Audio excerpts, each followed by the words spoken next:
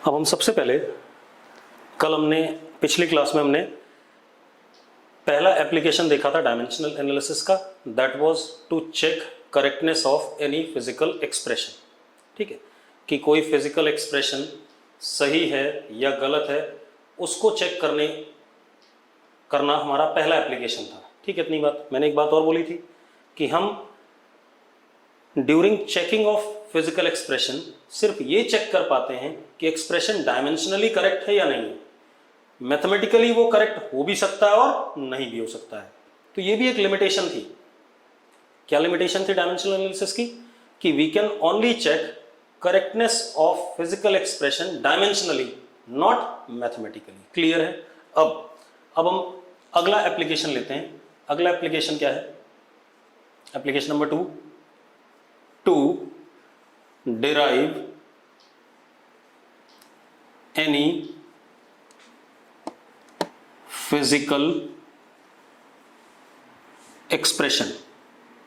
मैं एक एग्जांपल से स्टार्ट करूंगा, to derive any physical expression। ठीक है, इतनी बात। अब एग्जांपल से कैसे करेंगे देखो एक minute.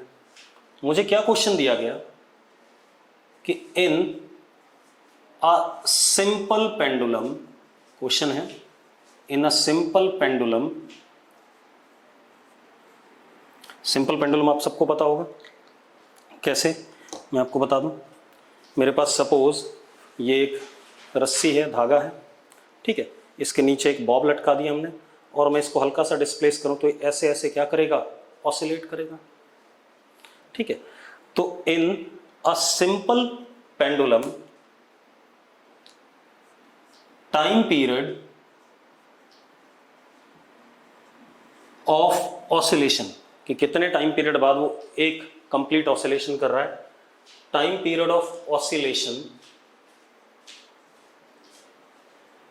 Depends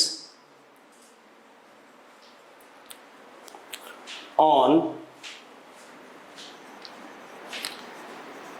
length of pendulum and acceleration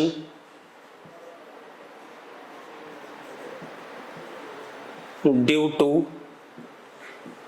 gravity। ठीक है, find expression for time period, ये सवाल है हमारे पास। ठीक है, अब पहले मैं सिंपल पेंडुलम एक बार आपको बता दूं। सिंपल पेंडुलम क्या चीज है? एक पर्टिकुलर पॉइंट से एक धागा जिसकी लेंथ L है, नीचे एक बहुत छोटा सा M मास का बॉब लटका दिया, यहां से फिक्स है। अब इसको हल्का सा हमने मार दिया तो ऐसे ऐसे क्या करता है? ऐसे ऐसे ऑसिलेट करता है। This is what? Oscillation. Suppose ये ऐसे गया, ऐसे वापस आया, फिर इधर गया और फिर ऐसे वापस आया, तो ये इसका एक क्या हो गया? Time period. फिर जाएगा, फिर वापस आएगा, फिर जाएगा, फिर वापस आएगा, इसका एक टाइम पीरियड। तो क्या कह रहा है? टाइम पीरियड किस पे डिपेंड कर रहा है? Time period depends on length of pendulum और एक acceleration due to gravity. Gravity नीचे की तरफ होगी, g is what? Acceleration due to gravity है, तो एक्सेलरेशन ही है। ठीक है, इतनी बात। इन दो चीजों पे डिपेंड कर रहा है। ठीक है, तो अब हम करेंगे कैसे? अब मुझे एक बात पता है, time period T, this is time period. ठीक है, टाइम पीरियड, ठीक, depends upon what? L, length of pendulum. Length of pendulum पे डिपेंड कर रहा है, एल पे।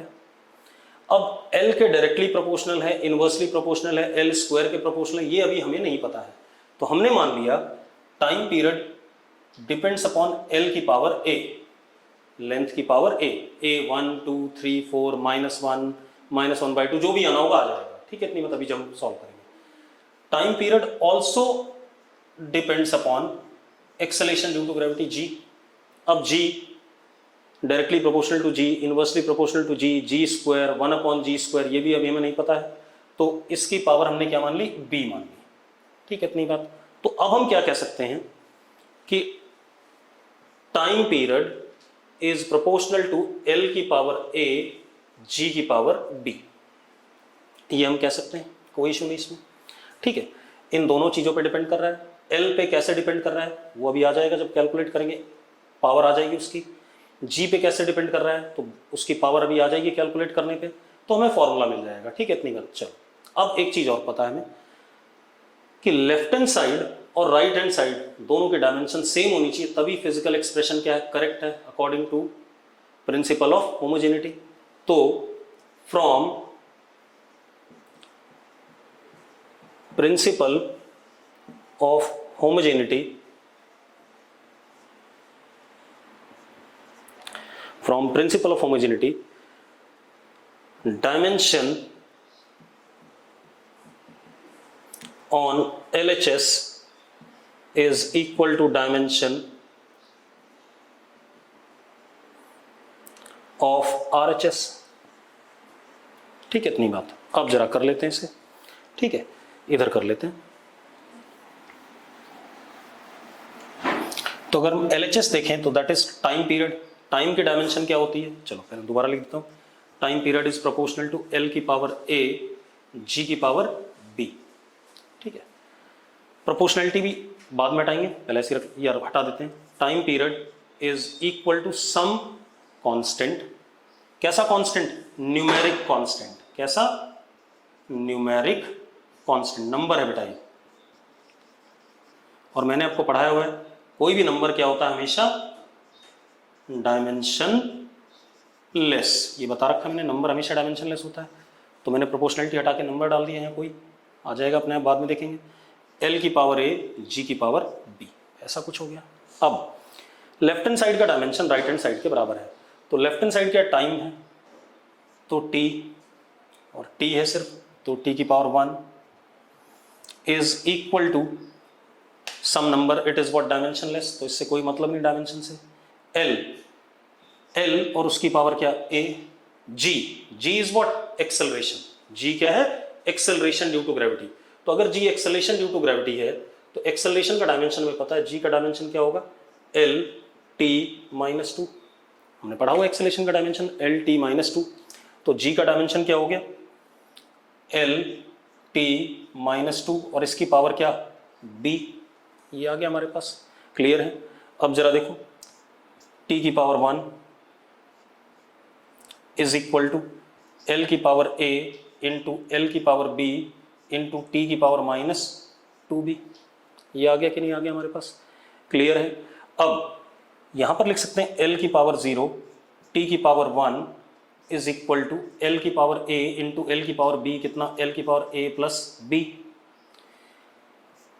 T की पावर -2B, ऐसा लिख सकते हैं कि नहीं लिख सकते हैं। अब ये दोनों साइड बराबर है, अगर दोनों साइड सेम है तो L की पावर यहाँ A प्लस B है और यहाँ L की पावर क्या है, 0 है, तो A प्लस B किसके बराबर होना चाहिए, 0 के बराबर। इसी तरीके से T की पावर 1 है और यहाँ T की पावर -2B है, तो -2B किसके बराबर होना चाहिए, 1 के बराबर, अगर बराबर है। ठीक है, इतनी बात। तो अब हमारे पास क्या आ गया, A plus B is equal to 0, और दूसरा -2B is equal to what, 1। तो यहां से क्या आया हमारे पास, यहां से देखो B is equal to what, -12, और B अगर -12 है, अगर मैं ये वाली वैल्यू यहां डालता हूं तो A -12 is equal to what, 0। तो A कितना आ गया, हाफ आ गया। हमें A और B दोनों पता चल गए, पता चल गए कि नहीं पता चल गए। A कितना आ गया, हाफ, और B कितना आ गया, -12। ठीक है, अब पुट कर देते हैं यहां पर। देखो एक मिनट, अगर मैं यहां पुट करता हूं, मैं क्वेश्चन मिटा रहा हूं, यहां पुट कर देते हैं। देखो जरा कितना आ गया, अब इसी में time period is equal to K times L की पावर कितना, A, that is what, half, और G की पावर कितना, -12, लिख सकते हैं B, तो B वाज व्हाट, -12। तो time period comes out to be K times L upon G की पावर क्या, हाफ, लिख सकते हैं ऐसा, जी की पावर माइनस हाफ को मैं नीचे ले आऊँ, जी की पावर हाफ हो जाएगा। तो this comes out to be time period is equal to k times under root L by g. ये आ गया हमारा टाइम पीरियड का फॉर्मूला। अब यहाँ एक समस्या रह गई, के की वैल्यू हम नहीं निकाल पाए, तो ये भी एक लिमिटेशन है बेटा, ठीक है, इतनी बात। तो फ्रॉम मैथमेटिकल डेरिवेशन, वो मुझे पता है, आपको नहीं पता है अभी, ठीक है, इतनी बात, मैं के की वैल्यू आपको बता रहा हूँ, ठीक है, लेकिन आपका रिजल्ट यहीं पर सही है। आप अगर यहाँ तक भी डिराइव कर दोगे तो dimensionally it is, dimensional analysis इतना ही कर सकता है। जो बाकी मैं जो लिखने वाला हूँ वो हम आगे चल के जब सिंपल पेंडुलम वाला चैप्टर पढ़ेंगे वहां पर डिराइव करेंगे, ठीक है। तो मैं के की वैल्यू जरूर बता रहा हूँ आपको, लेकिन जरूर नहीं कि आपको के की वैल्यू हमेशा पता हो। मुझे पता है, आपको कतई नहीं पता है, आपको तब पता चलेगी जब आप सिंपल पेंडुलम वाला चैप्टर करेंगे, ठीक है, इतनी बात। तो मैं क्या कर रहा हूँ, from mathematical derivation k is equal to 2 pi, ठीक है, ये आप डायमेंशनली नहीं डिराइव कर सकते हो, ठीक है, इतनी बात। तो टाइम पीरियड का फॉर्मूला क्या हो गया, 2 pi under root L by g, ये फॉर्मूला हो गया। आपके लिए रिजल्ट यहीं पर करेक्ट है, क्योंकि आप के डायमेंशनली नहीं निकाल सकते हो, ये एक्चुअल रिजल्ट है, ठीक है, इतनी बात। अब सबसे पहले यहां पर एक लिमिटेशन आ गई। लिमिटेशन क्या आ गई कि जो हमारे पास क्या कहते हैं, जो हमारे पास कांस्टेंट आ रहा है एक्सप्रेशन डिराइव करने में, ठीक है, इतनी बात, वो कांस्टेंट हम कभी भी डायमेंशनली प्रिडिक्ट नहीं कर सकते, ठीक है, इतनी बात। तो ये पहले तो डेरिवेशन हो गई, ठीक है। मैं चाहूंगा एक बार और मैं इस डेरिवेशन को कर दूं ताकि आपको ज्यादा क्लियर हो जाए, ठीक है। तो मैं इसे एक बार मिटा रहा हूं, दोबारा से कर रहा हूं, ठीक है। उसके बाद मैं लिमिटेशन भी एक लिखा दूंगा आपको, ठीक है। आपको कैसे अप्रोच करना है मैं पूरे स्टेप्स दोबारा से बता रहा हूं आपको, ठीक है। इसी क्वेश्चन के फिर अगला क्वेश्चन लेते हैं इसी पर, ठीक है। तो देखो मैंने क्वेश्चन में क्या बोला आपसे, time period depends upon length. तो लेंथ के कितने पावर पे डिपेंड कर रहा हमें नहीं पता है, तो एल की power A, length of simple pendulum, acceleration due to gravity की पावर बी, इन दोनों फैक्टर पे डिपेंड कर रहा है, मुझे दे रखा है क्वेश्चन में, क्लियर है। ये दिया होगा आपको क्वेश्चन में कि ये क्वांटिटी इन पे डिपेंड कर रही है। तो time period depends upon L, L की पावर ए, जी, जी की पावर बी। अब प्रोपोर्शनैलिटी पता है मुझे, तो मैंने एक कांस्टेंट इंट्रोड्यूस करा के, एल की पावर ए, जी की पावर बी, एंड दिस के इज डायमेंशनलेस नंबर या dimensionless numeric value.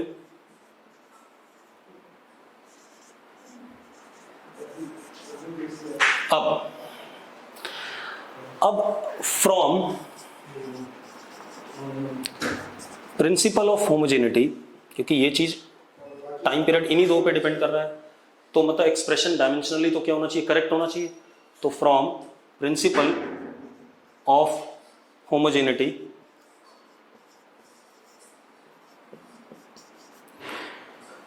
LHS dimension is equal to RHS dimension। तो कर लेते हैं। LHS की डायमेंशन देखें तो क्या है, T है, T की पावर 1, L की पावर 0, L तो है ही नहीं इधर, तो उसकी पावर हम 0 लिख सकते हैं अपने आप, is equal to K, K की कोई डायमेंशन नहीं है तो बेकार है, हटा दो उसे।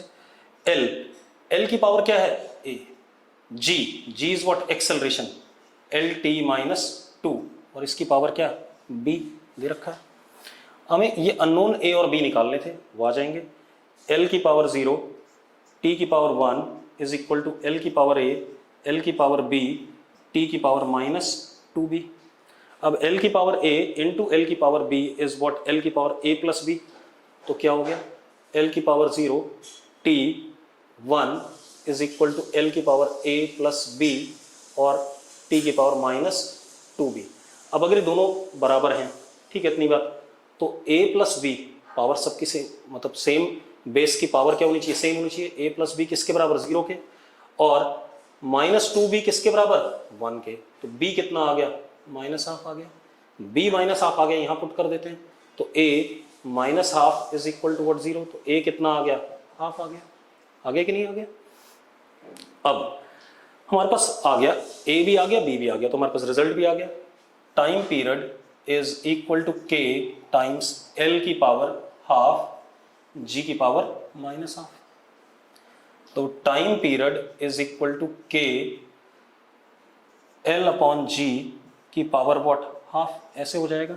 या इसको और अच्छे से लिख सकते हैं, time period is equal to K under root L by G. लिख सकते हैं या नहीं लिख सकते हैं?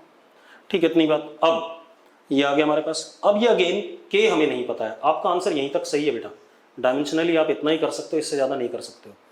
लेकिन क्योंकि मैं तो पूरी फिजिक्स जानता हूँ, तो मैं के को क्या लिख सकता हूँ, के की वैल्यू बता सकता हूँ आपको। हालांकि वो वैल्यू हम के की आगे के चैप्टर्स में डिराइव करेंगे। ठीक है, तो मैंने लिख दिया time period is equal to 2 pi under root L by g, k is equal to 2 pi derived by proper mathematical derivation. तो आप यहीं तक लिखोगे, आप ये नहीं लिख पाओगे हर जगह। ठीक है, यहां तो मैं आपको बता रहा हूं, लेकिन एग्जाम में कोई बताने नहीं आएगा आपको। तो के की वैल्यू अगर आपको नहीं भी याद है तो आपका रिजल्ट इतना सही है। तो by proper derivation,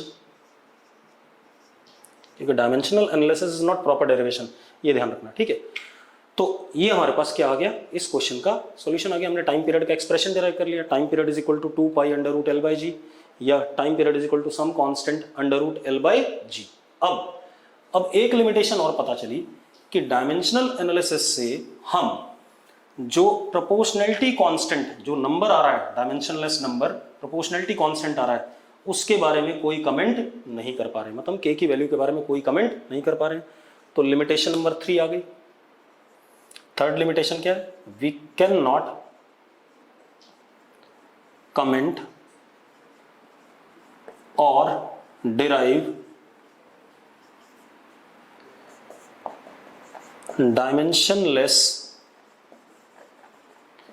proportionality constant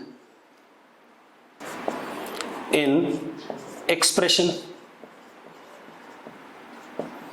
हम जो डायमेंशनलेस प्रोपोर्शनैलिटी कांस्टेंट है एक्सप्रेशन में, उसको डिराइव नहीं कर पा रहे हैं। ये क्या है, लिमिटेशन। कितनी लिमिटेशन हो गई, 3 हो गई। 2 पहले बता चुका हूं मैं, और एक ये तीसरी आ गई। क्लियर है इतनी बात? ठीक है, अब और कुछ सवाल कर ले इस पर, सेकंड मेथड पे। इसको मिटा दें, एक और कर लेते हैं बेटा। फॉर सेंट्रीपिटल एक्सेलरेशन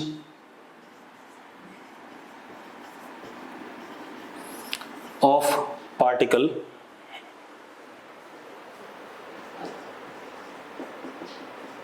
अगर हम सेंट्रीपिटल एक्सेलरेशन निकालना चाहते हैं पार्टिकल का, ये अगला क्वेश्चन है।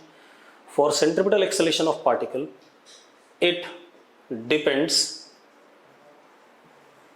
ऑन स्पीड ऑफ पार्टिकल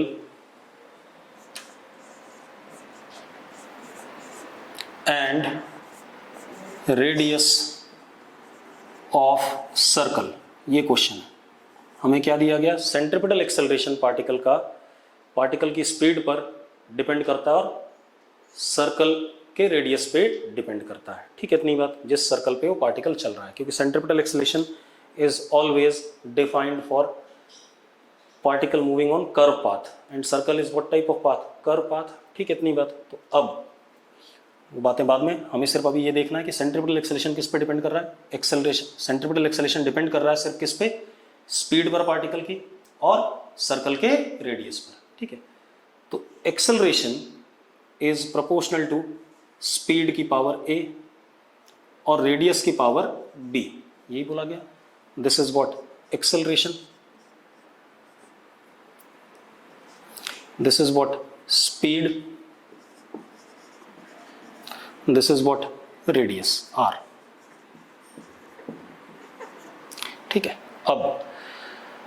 अब जरा देखो, पहले तो प्रोपोर्शनैलिटी, क्योंकि मुझे नहीं पता v डायरेक्टली प्रोपोर्शनल है, इनवर्सली प्रोपोर्शनल है, क्या है, तो इसलिए मैंने उसकी पावर क्या लिख दी, a लिख दी। ठीक है, इतनी बात। वो a अपने आप क्या कर जाएगा, निकल के आ जाएगा, तो आपको पता चल जाएगा कैसे प्रोपोर्शनल है। r के कैसे डिपेंड है, r पे कैसे डिपेंड कर रहा है, तो इसलिए मैंने r की पावर क्या लिख दी, b लिख दी। ठीक है, इतनी बात। अब a is equal to some numeric constant v की पावर a, r की पावर b। अब क्योंकि लेफ्ट हैंड साइड और राइट हैंड साइड डायमेंशनली बराबर है। LHS is equal to RHS from principle of homogeneity dimensionally, हाँ या ना, क्योंकि इन्हीं पे डिपेंड कर रहा है। तो अब लेफ्ट हैंड साइड की dimension acceleration L T minus 2 यानी कि L की पावर 1 T की पावर माइनस 2, K एक न्यूमेरिक कांस्टेंट है, इसको हटा देते हैं, इसकी कोई डायमेंशन नहीं है, V L T माइनस 1 और इसकी पावर क्या A, radius is what length, तो लेंथ की पावर क्या B, ये आ गया। L की पावर 1 T की power minus 2 is equal to L की पावर A L की पावर B और T की पावर माइनस A, ये लिख सकते हैं। तो L की पावर 1 T की power minus 2 is equal to L की power A plus B T की पावर माइनस A। अब जो पावर्स हैं सेम बेस की क्या करी जा सकती है, कंपेयर करी, इक्वेट की जा सकती हैं। तो हमारे पास क्या आया, minus A is equal to minus 2 यानी कि A is equal to what 2 आ गया। और same way A plus B is equal to what 1, तो A कितना है 2 plus B is equal to 1, तो B is equal to what minus 1, B is equal to what minus 1। Clear इतनी बात। तो अब हमारे पास आ गया रिजल्ट, हम क्या लिख सकते हैं, A is equal to K V की पावर A, V की पावर A मतलब कितना 2, R की पावर B यानी कि R की पावर माइनस 1, तो हम A को क्या लिख सकते हैं K V square by R। अब यहां तक आप डिराइव कर सकते हो। अब फ्रॉम प्रॉपर डेरिवेशन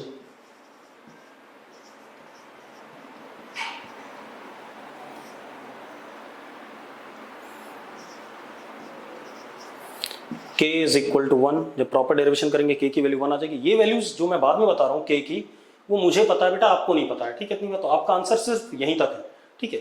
तो A इज इक्वल टू कितना आ गया V स्क्वायर बाय R, ये सेंट्रिपेटल एक्सेलरेशन का क्या आ गया, फॉर्मूला आ गया। क्लियर इतनी बात। तो अगेन ये लिमिटेशन रही गई, लिमिटेशन है ही, वो तो शुरू में लिख दी थी मैंने कि जो प्रोपोर्शनैलिटी कांस्टेंट होगा उसको हम डिराइव या उसको हम नहीं निकाल पाएंगे, उसकी वैल्यू मैं, मुझे पता है तो मैं दूंगा, आपको नहीं पता तो आप नहीं दोगे, आप रिजल्ट सिर्फ इतना लिखोगे। क्लियर है, कोई दिक्कत है इसमें, ठीक है। अब एक और चीज आ जाती है, अगला देखते हैं, मिटा दें इसे, अगला क्वेश्चन देखते हैं इसी पर। Speed of sound in air depends upon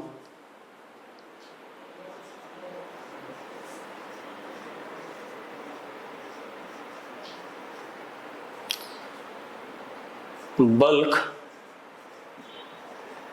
modulus of elasticity and density of air। चलो पहले मैं आपको याद करा दूं, मैंने कहा था जितनी भी इलास्टिसिटी होती हैं वो सारी होती है फोर्स अपॉन एरिया। तो बल्क मॉडुलस ऑफ इलास्टिसिटी का अगर मैं डायमेंशन लिखूं तो force upon area, force is M L T minus 2 upon area L2। तो bulk modulus of elasticity is M L minus 1 T minus 2। Density mass upon volume, ये भी आपको लिखाया गया है, जो टेबल मैंने भेजा था। Mass is m, volume is l की पावर 3, तो m l की power minus 3।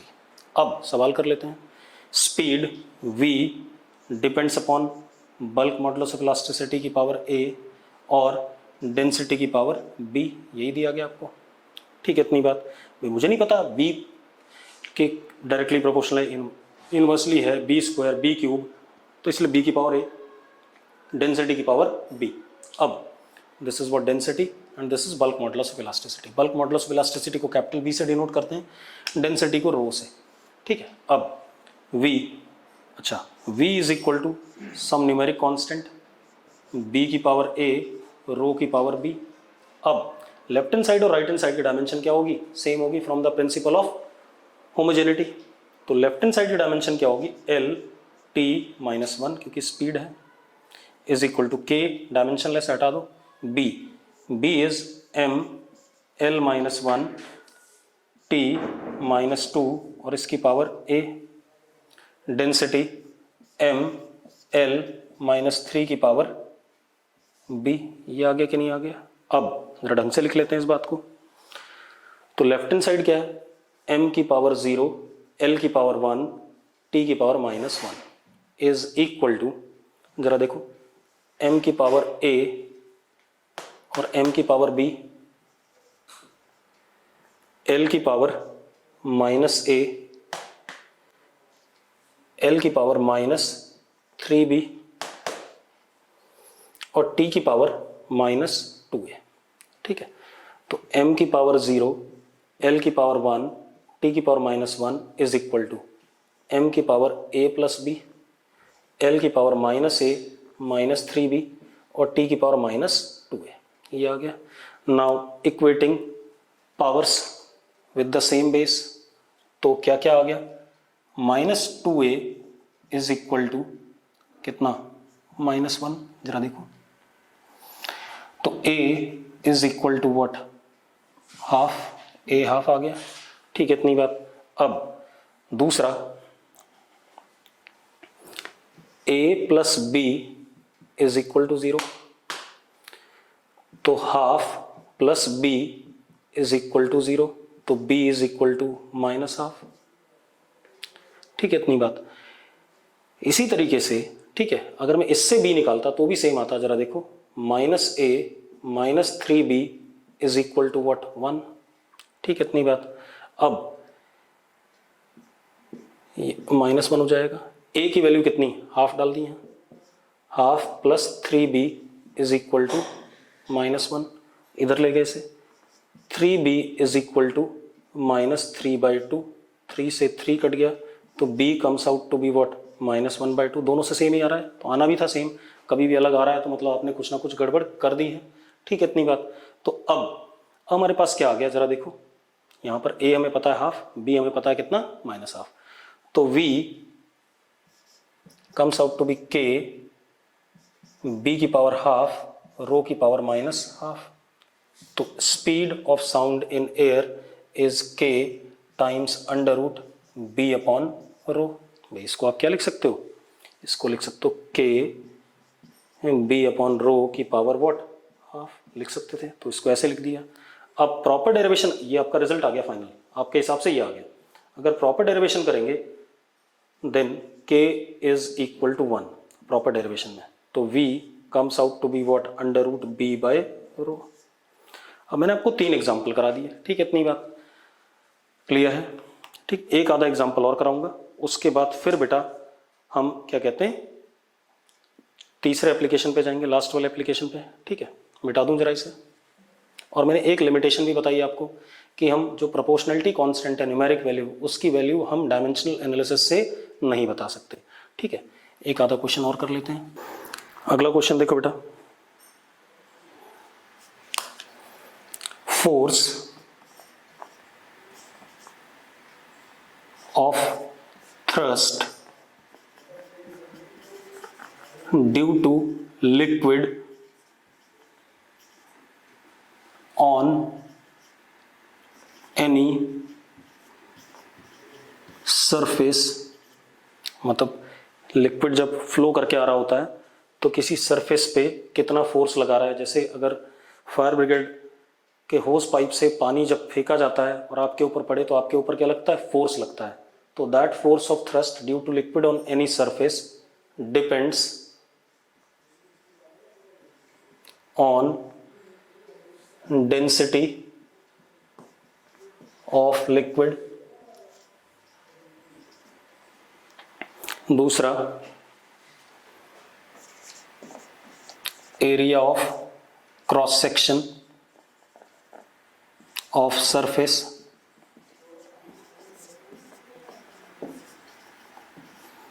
And speed of liquid, कितनी स्पीड से लिक्विड आ रहा है, स्पीड ऑफ लिक्विड। इन 3 फैक्टर पे डिपेंड करता है फोर्स। ठीक है, तो कर लेते हैं बेटा। Force proportional to density of liquid की पावर ए, एरिया की power what B, and speed की पावर क्या सी। इन 3 फैक्टर पे डिपेंड कर रहा है, लेकिन कैसे कर रहा है वो मुझे अभी नहीं पता है, ए बी सी निकालने पे पता चल जाएगा। ठीक है, अब देखो सबसे पहले हम प्रोपोर्शनलिटी डाल दें, F is equal to K rho की पावर ए, एरिया की पावर बी और स्पीड की पावर सी। ठीक है, अब according to principle of homogeneity left hand side का डायमेंशन और राइट हैंड साइड का डायमेंशन क्या होना चाहिए, सेम होना चाहिए। तो left hand side is what force, force is M L T minus 2, ठीक है, इज इक्वल टू के एक क्या है न्यूमेरिक वैल्यू है तो बेकार है, कोई फायदा नहीं इसका, कोई डायमेंशन नहीं है। Rho is density M L minus 3, इसकी पावर क्या ए, एरिया क्या एल की पावर 2, इसकी पावर क्या बी, और वेलोसिटी एल टी माइनस 1 की पावर क्या सी। ये आ गया कि नहीं आ गया? अब जरा देखो m1 l1 t minus 2 is equal to, यहां देखते हैं m की पावर क्या आ गया a आ गया, l की पावर माइनस 3a, l की पावर 2b, l की पावर c, जरा देखो ये आ रहा है, और यहां t की पावर कितना माइनस c। ठीक है, m की पावर 1, l की पावर 1, t की power minus 2 is equal to m की power a minus 3a plus 2b plus c और t की पावर माइनस c। ये आ गया अपने पास, क्लियर है। अब हम इक्वेट कर लेते हैं पावर्स को, तो a comes out to be 1 minus c is equal to minus 2, तो c comes out to be what 2। ठीक है, अब minus 3a plus 2b plus c is equal to what 1 है। अब आपको a और c पता है, वैल्यू डाल दो, a की वैल्यू 1 डालोगे तो कितना माइनस 3 प्लस 2b, और c की वैल्यू क्या डालोगे आप 2 डालोगे। ठीक है, इतनी बात, इज इक्वल टू व्हाट 1। ठीक है, इतनी बात, तो इधर गया तो 4 माइनस 2 कितना 2, तो b comes out to be what 1, b1 आ गया, आगे सारे a1 b1 c2, वैल्यू डाल देते हैं बेटा। तो अब हमारे पास क्या आ गया, f is equal to k rho की पावर a कितना 1, a की power b is also what 1, और v की पावर c इज व्हाट 2। तो अब हमारे पास जो फोर्स आया वो आया k times rho a v square, and ये आपका एग्जैक्ट रिजल्ट आ गया आपके हिसाब से, मुझे k की वैल्यू पता है, and k is equal to 1, therefore f इस केस में k की वैल्यू 1 होती है, f is rho a v square. ये फॉर्मूला आ गया, क्लियर है। तो बहुत ही सिंपल सा तरीका है।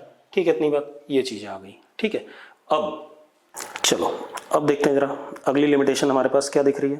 बेटा एक चीज और, जैसे मैंने आपको 4 शायद सवाल करा दिए, 4 एग्जाम्पल करा दिए सेम, है ना, तो अब आप जब इनको रिकॉर्डेड लेक्चर में आराम से देखोगे तो आपको शायद ज़्यादा क्लियर हो, क्योंकि यहाँ पर मैं कैलकुलेशन भी साथ में कर रहा हूँ, आपके पास तो कैलकुलेशन करने का टाइम है नहीं इतना। ठीक है, तो जब आप रिकॉर्डेड लेक्चर में जब देखते हो इसी वीडियो को, ठीक है, इतनी बात, तो जब मैं क्वेश्चन देता हूँ उसके बाद पॉज कर दिया करो, और क्वेश्चन को, एक क्वेश्चन जो पहला एग्जाम्पल होता है वो तो आप बिल्कुल देख लिया करो। ठीक है, जब दूसरा एग्जाम्पल आता है तो उसको पॉज करके आप खुद करने की कोशिश करो, तीसरा एग्जाम्पल फिर खुद करने की कोशिश करो, जब आप चौथे पांचवें एग्जाम्पल पे आओगे ना तो आप खुद करने लगोगे, पहले 1-2 में आपको दिक्कत आएगी, चौथे पांचवें में आप खुद करने लगोगे। ठीक है, इतनी बात। तो मतलब जैसे चैट में मैं देख रहा हूँ कुछ लोग बोल रहे हैं हाफ कैसे आया, तो दैट इज सिंपली कैलकुलेशन। अब आप इतनी जल्दी कैलकुलेशन नहीं कर पा रहे हो कि भाई a प्लस बी 1 दे रखा है, b की वैल्यू क्या है हाफ है, तो a की वैल्यू क्या आ जाएगी 1 माइनस हाफ क्या आ जाएगा, हाफ आ जाएगा। तो आप कैलकुलेशन में थोड़ा सा स्लो हो रहे हो, तो उसके लिए कोई आपको घबराने की जरूरत नहीं है। ठीक है, आपने क्या करना है, रिकॉर्डेड लेक्चर में 1 या 2 एग्जाम्पल पहले आपने देख लेने, उसके बाद जो बाकी एग्जाम्पल्स हैं वो आप खुद करोगे पॉज करके, तब भी नहीं होते फिर आप रिकॉर्डिंग में देख लो। ठीक है, और फिर भी नहीं होते तो आप फिर मुझसे क्वेश्चन पूछोगे। ठीक है, अब जो अगला लिमिटेशन इसमें दिख रहा है क्या मैंने कोई भी ऐसा एक्सप्रेशन डिराइव करा, s is equal to u t plus half a t square, ऐसा कोई एक्सप्रेशन डिराइव करा मैंने? बिल्कुल नहीं। मैंने जो भी एक्सप्रेशन डिराइव करे, देखो जरा, उसमें क्वांटिटीज एक दूसरे से मल्टीप्लाई हैं, या मैंने एक्सेलरेशन डिराइव करा था v square by r, quantities एक दूसरे से क्या हो रही हैं, डिवाइड हो रही हैं। ठीक है, इतनी बात। तो अब मेरी बात ध्यान सुनो, क्या लिमिटेशन है अगला लिमिटेशन ये है डायमेंशनल एनालिसिस का कि we can not derive any physical operation in which there is mathematical operator of addition और subtraction.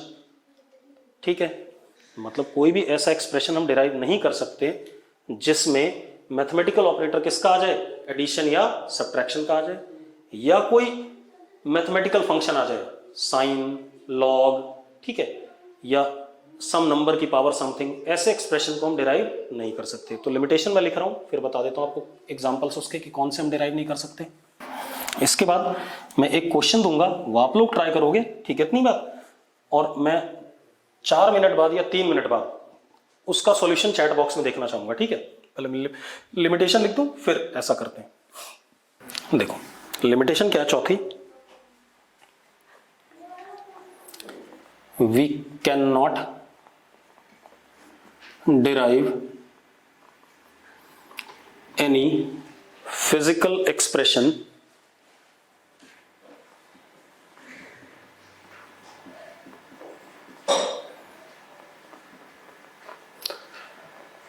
having mathematical operator of addition और सब्ट्रैक्शन। हमने सिर्फ मल्टीप्लाई डिवाइड वाले ही डिराइव करे हैं, मतलब मैं v square is equal to u square plus 2as derive नहीं कर पाऊंगा, मैं v बराबर u plus a t derive नहीं कर पाऊंगा। ठीक है, तो मैं s बराबर u t plus half a t square derive नहीं कर पाऊंगा, ये एक्सप्रेशन डिराइव नहीं कर पाएंगे। दूसरा, also we can not derive any expression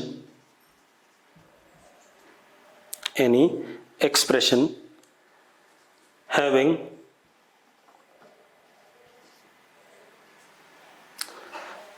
mathematical operator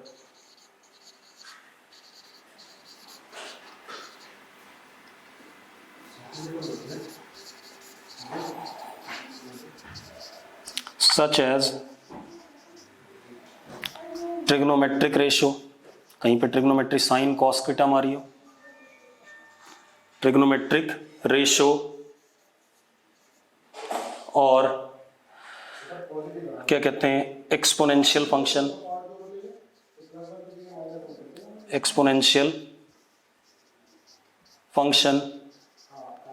logarithmic function, कहीं लॉग आ जाए,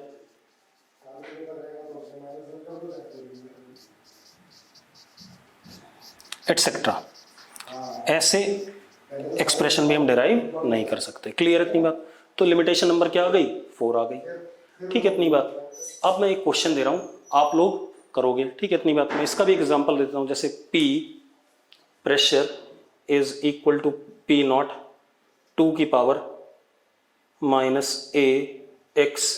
अब इसको भी आप डिराइव नहीं कर पाओगे, 2 की पावर आ गया, एक्सपोनेंशियल फंक्शन आ गया, लॉग आ गया, साइन कॉस कुछ टर्म आ गई, तो उसको भी आप डिराइव डायमेंशनली नहीं कर सकते। डायमेंशनली आप सिर्फ किन को डिराइव कर सकते हैं, जिसमें एक्सप्रेशन मल्टीप्लाइड या डिवाइडेड हैं और उन एक्सप्रेशंस की कुछ पावर्स हैं, जैसे acceleration v square by r, तो v square is divided by what, r।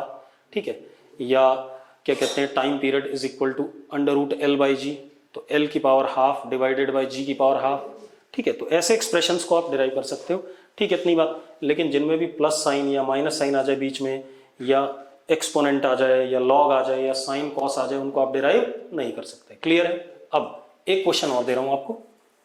उस क्वेश्चन को देने से पहले मैं आपको कोफिशिएंट ऑफ विस्कोसिटी की डायमेंशन दोबारा बताना चाहूंगा। ठीक है, इतनी बात। कोफिशिएंट ऑफ विस्कोसिटी की डायमेंशन में बहुत सारे लोगों को प्रॉब्लम बेटा। Viscosity is a property of liquid. पहले तो ये बता दूं, कुछ लोग पूछ रहे हैं विस्कोसिटी क्या होती है, तो जब हम लिक्विड वाला चैप्टर पढ़ेंगे तो कम से कम 2 दिन हम विस्कोसिटी पढ़ेंगे, ठीक है। इतनी बात, मैं एक मोटी मोटी सी बात बता दूं, विस्कोसिटी एक लिक्विड की प्रॉपर्टी होती है। जैसे आप कहते हो ना गाढ़ा लिक्विड, जैसे शहद होता है, शहद थोड़ा सा गाढ़ा सा होता है। अगर मैं एक पाइप में शहद भरूं और उसको ऐसे छोड़ दूं तो शहद बड़े आराम से नीचे आएगा, लेकिन पानी भर के छोड़े तो पानी तुरंत क्या आ जाएगा, नीचे आ जाएगा। इसका मतलब जो हनी है उसका विस्कस नेचर क्या है, स्ट्रांग है in comparison to that of what, water, ठीक है। इतनी बात।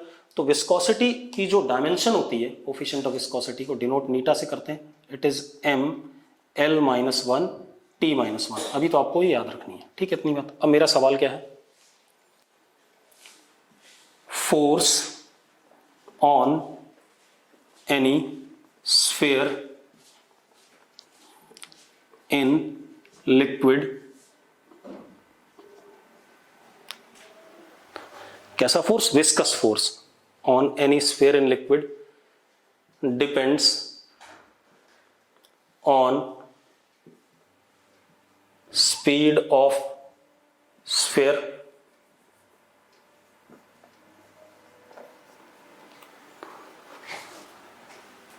coefficient of viscosity of liquid,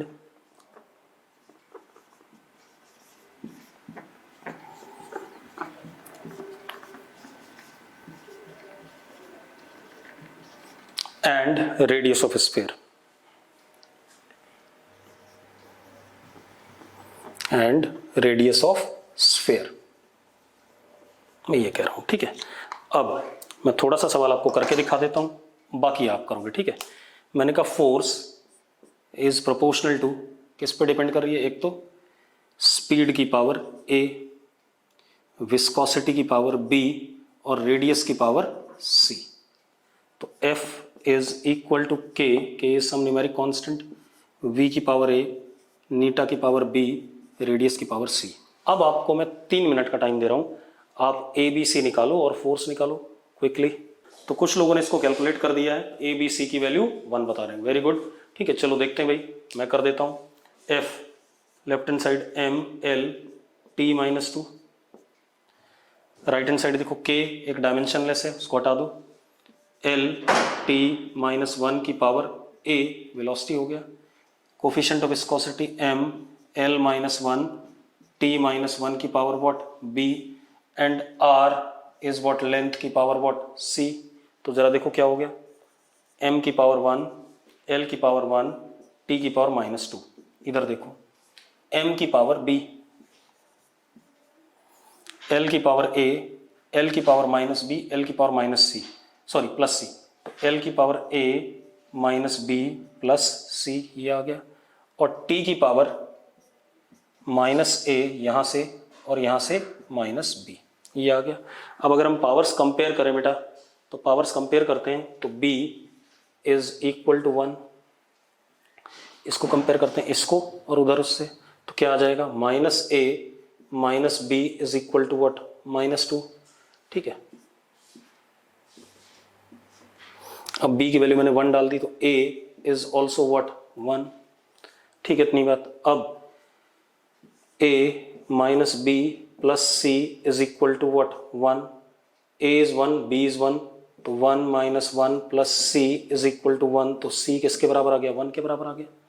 तो अब हमारे पास क्या आ गया, f is equal to k times, जरा देखो, v की पावर 1, नीटा की पावर 1 और r की पावर 1। तो हमारे पास क्या आ गया, f is equal to k नीटा r v, कोई दिक्कत नहीं, सारी पावर्स 1 है। अब k की वैल्यू हम एक्सपेरिमेंटली जानते हैं, k की वैल्यू होती है 6 पाई। तो यहां तक आपका रिजल्ट हो गया, आपने अगर यहां तक लिख लिया तो मेरे लिए आपने बहुत अच्छा काम करा है, ठीक है। तो k इज एक्चुअली 6 पाई, जब हम चैप्टर पढ़ेंगे वहां पर डिराइव करेंगे इस बात को, क्लियर है। तो दिस इज व्हाट, क्या कहते हैं, second application of dimensional analysis. अब मैं क्या करूंगा, इस सेकंड एप्लीकेशन पे आपको क्या कहते हैं, डीपीपी दूंगा, ठीक है। इतनी बात। अब उससे पहले हम थर्ड एप्लीकेशन देख लें, थोड़ा सा टाइम है हमारे पास, थर्ड एप्लीकेशन भी देख लेते हैं। अब आप जब सेकंड एप्लीकेशन जब वीडियो देखोगे तो मैंने आपको शायद 6-7 क्वेश्चन कराए हैं, आप पहले 2 क्वेश्चन देखोगे वीडियो में, ठीक है, और बाकी जितने मैंने क्वेश्चन दिए उनको खुद करने की कोशिश करोगे बेटा, ठीक है, इतनी बात। फिर अगर वो क्वेश्चन नहीं होते हैं तो पूरा वीडियो एक बार देखोगे, ठीक है, फिर जो मैं डीपीपी दूंगा उनको करने की कोशिश करोगे। अगर आप कर लेते हो 50-60% तो आप सही कर रहे हो। अगर आपसे नहीं हो रहा है तो आप उनको क्या कहते हैं, मुझे व्हाट्सएप में ग्रुप में मैसेज कर देना। और एक और चीज़ बेटा, जो आपका क्वेरी वाला ग्रुप है उसमें आप ऐसा भी कर सकते हो, जैसे किसी बच्चे ने कोई सॉल्यूशन कर लिया है, ठीक है, इतनी बात, और कोई दूसरा बच्चा उसको पूछ रहा है तो you can upload your solution over there, ठीक है, ताकि उस दूसरे बच्चे को क्लियर हो जाए, ठीक है, कोई दिक्कत नहीं इसमें, ठीक है, ताकि मुझे सारे सवाल ना करने पड़े, क्योंकि अगर 10 क्वेश्चन दिए मैंने और आपके 10 के 10 डाउट हो गए तो मुझे 10 के 10 करने पड़ेंगे। क्लियर है इतनी बात, ठीक है। अब आते हैं हम तीसरा application, conversion of quantity from one system of unit to another, ठीक है। अब मैंने बताया था कोई भी फिजिकल क्वांटिटी होती। अब कुछ लोग कई बार ये सवाल पूछते हैं कि यूनिटलेस क्वांटिटी। बेटा मैंने जब फिजिकल क्वांटिटी की डेफिनेशन दी थी तो मैंने कहा था फिजिकल क्वांटिटी हमेशा n इंटू यू लिखी जाती है, ठीक है, n into you, n is what magnitude of quantity and u is what unit of quantity. अगर यूनिट ही नहीं है तो क्वांटिटी ही नहीं है, ठीक है, इतनी बात। तो अगर कहीं पर लिखा है कि यूनिटलेस क्वांटिटी, तो ऐसी कोई क्वांटिटी एग्जिस्ट नहीं करती है बेटा। कई लोगों ने ये बार बार सवाल पूछा कि यूनिटलेस क्वांटिटी, तो यूनिटलेस क्वांटिटी तो हो ही नहीं सकती है, क्योंकि फिजिकल क्वांटिटी हमेशा मैग्नीट्यूड के साथ उसका यूनिट हमेशा एसोसिएट होगा, ठीक है, इतनी बात क्लियर है। तो अब जरा देखो, अब अगर हमारे पास कोई फिजिकल क्वांटिटी है, उसका मैग्नीट्यूड फर्स्ट यूनिट सिस्टम में n1 था, तो मैंने बताया था दूसरे में n2 हो जाएगा। जैसे हम कहते हैं 1 kg इज इक्वल टू 1000 ग्राम, कहते हैं या नहीं कहते हैं? तो अब जरा देखो, 1 is what n1, kg is what u1, 1000 is what n2 and gram is what u2। Clear इतनी बात। तो कभी भी n1 u1 अगर कोई एक ही क्वांटिटी है, ठीक है, उसी को हम एक सिस्टम से दूसरे सिस्टम में ले जा रहे हैं, तो n1 u1 is equal to what n2 u2 होता है, मैंने बताया हुआ था, ठीक है, इतनी बात। अब n1 u1 यूनिट है, तो यूनिट के साथ एसोसिएटेड हमेशा डायमेंशन होगी, ठीक है, इतनी बात। तो सपोज m1 की पावर a l1 की पावर b, चलो मैं एक काम करता हूँ, एक क्वेश्चन से लेते हैं इसे ना, एक क्वेश्चन ले लेते हैं।